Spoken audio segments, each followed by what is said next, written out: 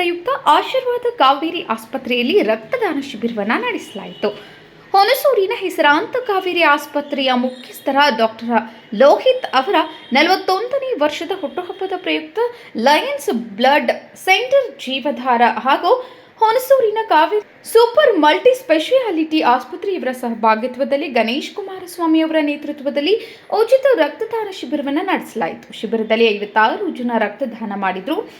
ಇದೇ ವೇಳೆ ಕಾವೇರಿ ಆಸ್ಪತ್ರೆಯ ಒಳ ರೋಗಿಗಳಿಗೆ ಆಶ್ರಯ ಸೇವಾ ಟ್ರಸ್ಟ್ ಹುಣಸೂರು ಇವರ ವತಿಯಿಂದ ಹಣ್ಣು ಹಂಪಲು ವಿತರಣೆ ಮಾಡಲಾಯಿತು. ಇನ್ನು ವಿಧಾನ ಪರಿಷತ್ ಸದಸ್ಯ ಎಚ್ ವಿಶ್ವನಾಥ, ಹುಣಸೂರು ನಗರಸಭೆ ಸದಸ್ಯರ ಗಣೇಶ್ ಕುಮಾರಸ್ವಾಮಿ ಸೇರಿದಂತೆ ಹಲವು ಗಣ್ಯರು ಆಗಮಿಸಿ ಅವರಿಗೆ ಹುಟ್ಟುಹಬ್ಬದ ಶುಭಾಶಯಗಳೆಂದು ಕೋರಿದರು. ಡಾಕ್ಟರ್ ಲೋಹಿತ್ ಅವರ ಹುಟ್ಟುಹಬ್ಬದ ಪ್ರಯುಕ್ತ ಆಶೀರ್ವಾದ ಕಾವೇರಿ ಆಸ್ಪತ್ರೆಯಲ್ಲಿ ರಕ್ತದಾನ ಶಿಬಿರವನ್ನು ನಡೆಸಲಾಯಿತು. ಹುಣಸೂರಿನ ಹೆಸರಾಂತ ಕಾವೇರಿ ಆಸ್ಪತ್ರೆಯ ಮುಖ್ಯಸ್ಥರ ಡಾಕ್ಟರ್ ಲೋಹಿತ್ ಅವರ ಹುಟ್ಟುಹಬ್ಬದ ಪ್ರಯುಕ್ತ ಲಯನ್ಸ್ ಬ್ಲಡ್ ಸೆಂಟರ್ ಜೀವಧಾರ ಹಾಗೂ ಹುಣಸೂರಿನ ಕಾವೇರಿ ಸೂಪರ್ ಮಲ್ಟಿ ಸ್ಪೆಷಾಲಿಟಿ ಆಸ್ಪತ್ರೆ ಇವರ ಸಹಭಾಗಿತ್ವದಲ್ಲಿ ಗಣೇಶ್ ಕುಮಾರಸ್ವಾಮಿ ಅವರ ನೇತೃತ್ವದಲ್ಲಿ ಉಚಿತ ರಕ್ತದಾನ ಶಿಬಿರವನ್ನು ನಡೆಸಲಾಯಿತು.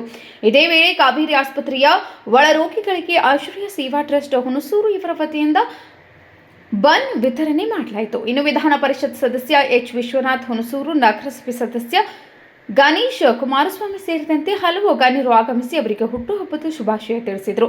ಡಾಕ್ಟರ್ ಲೋಹಿತ್ ಅವರ ಶಿಷ್ಯ ಅಭಿ ಅವರು ಡಾಕ್ಟರ್ ಲೋಹಿತ್ ಅವರ ಫೋಟೋವನ್ನು ಕೈ ಮೇಲೆ ಹಚ್ಚಿ ಹಾಕಿಸಿಕೊಂಡು ಪ್ರದರ್ಶನ ಮಾಡುವುದರ ಮೂಲಕ ಎಲ್ಲರ ಗಮನ ಸೆಳೆದರು.